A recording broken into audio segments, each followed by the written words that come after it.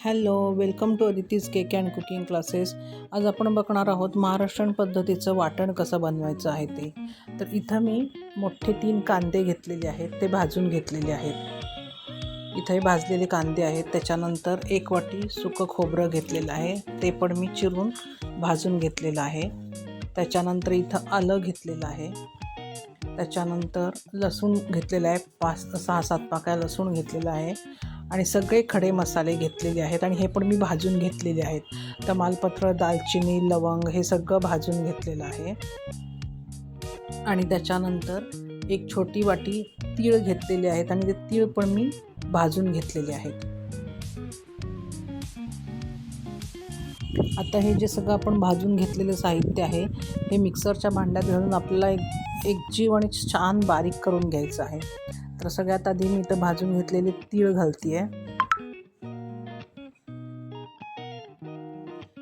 त्यानंतर याच्यामध्ये आपल्याला लसूण घालायचं आहे, आलं घालायचं आहे.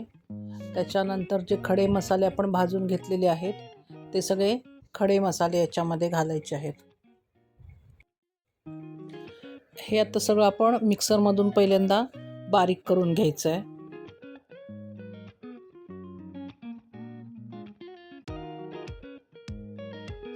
त्यानंतर याच्यामध्ये आपण भाजून घेतलेलं जे सुकं खोबरं आहे, ते बारीक करून घ्यायचं आहे.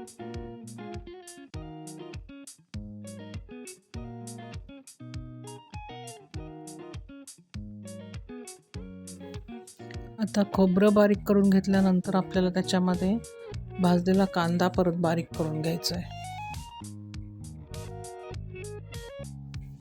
आणि आता आपण जे सगळं बारीक करून घेतलेले होते, मसाला, कांदा, खोबरं, हे जे सगळं बारीक करून घेतलेलं आहे ते एका बाउलमध्ये घेऊन परत व्यवस्थित मिक्स करून घ्यायचं.